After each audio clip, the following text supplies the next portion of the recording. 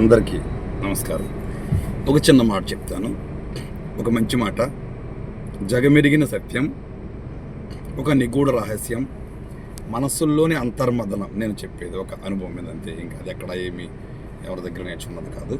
విషయ పరిజ్ఞానంతో ఒక కథ చెప్తాను సింపుల్గా 1 minute. ఒక ధ్వజస్తంభం లాంటి పెద్ద, ఒక నిటారుగా ఉన్న, ఒక 20 అడుగుల ఎత్తులో ఉన్న ధ్వజస్తంభం లాంటి గొంజకు ఆయిల్ పూసి చివరాకరును ఉన్న జెండా తీసుకుని వచ్చిన వరకు నా కూతుర్నిచ్చి పెళ్లి చేస్తానన్నారు రాజుగారు. ఎలాగైతే ఎన్నో వందల మంది సగంలో ఎక్కారు, జారిపోయారు, పడిపోయారు, దానికి ఆయిల్ రాసి పెట్టారు, నూనె. కానీ ఒకరు అందరూ అసమర్థుడు, వీడు నిరుపయోగి, ఏమి చేయలేడేమో అని తక్కువగా చూసే వాళ్ళందరూ కూడా వీడొచ్చాడు పోటీల్లోకి, వీడు గెలవగలడా అని అనుకున్న సందర్భంలో మనవాడు పైకెక్కి గెలిచి చూపించి క్లాత్ తీసుకొచ్చి రాజుగారికి ఇచ్చాడు. వెంటనే రాజుగారు ఆ పెళ్లి చేసి తన కుమార్తెనిచ్చి రాజ్యాన్ని ఇచ్చాడు. శభాష్, ఇంతవరకు ఒకటి. కానీ కొంతమంది తనను ప్రశంసించలేక, తనను చేసిన గొప్ప పనిని వాళ్ళు జీర్ణించుకోలేక ధ్వజస్తంభాన్ని పొగుడుతున్నారు, ప్రశంసిస్తున్నారు, కొనియాడుతున్నారు. కానీ ఎంతో కష్టపడి పట్టుదలతో జీవన్మరణాల మధ్య పోరాడి, ఎందుకంటే వాటి కింద పడిపోతే మళ్ళీ వాటి చుట్టూ ముళ్ళ తీగలు పెట్టారు గుచ్చుకోవడానికి. భయపడాలి కదా, ధైర్యం ఎంత ఉందో, సాహసం ఎంత ఉందో, తెగువ ఎంత ఉందో, చొరవ ఎంత ఉందో తెలియాలంటే చెయ్యాలి, తప్పదు. ఆ వాడే కదా వీరుడు, ధీరుడు, యోధుడు, శూరుడు, రాజు.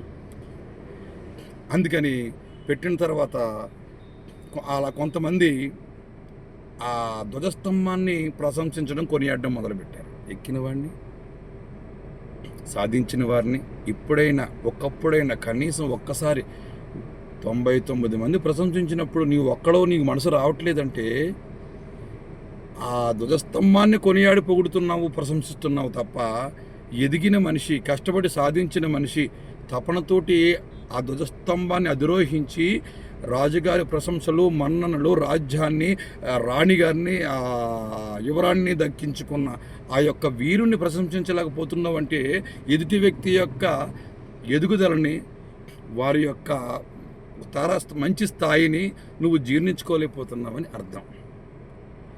ఇవి అందరికీ తెలుసు, అన్నీ తెలుసు, తెలియనిది కాదు. నాకు తెలుసు అని మీకు తెలియడం కోసం నేను ఈ చిన్న వీడియో పెట్టాను, అంతే. జై హింద్ అండి. ఎవరిని ఎప్పుడు ఎక్కడ ఏదో సందర్భంలో అస్తమాను భజన చేయక్కర్లే, పొగడక్కర్లే.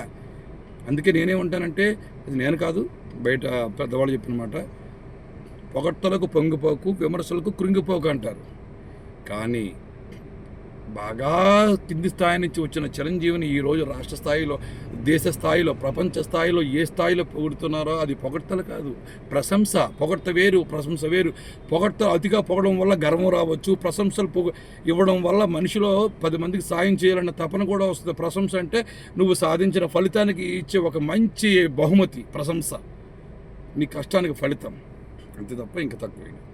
తప్పుగా మాట్లాడితే మరణించండి.